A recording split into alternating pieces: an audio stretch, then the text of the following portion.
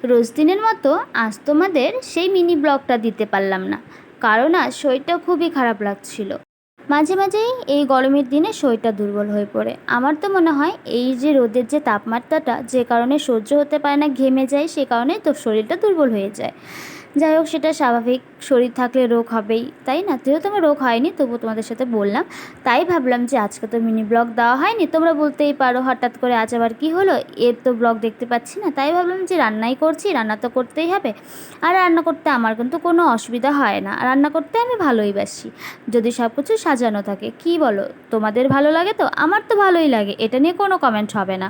আর যেটা নিয়ে কমেন্ট হবে সেটা আমি বলেই দিই, কমেন্ট করে বলে দেবে। তো আমার কিন্তু রান্না করতে ভালোই লাগে। আর তোমরা প্রশ্ন করতেই পারো, কেন তোমার শরীর খারাপ, তোমার যা করতে পারে না?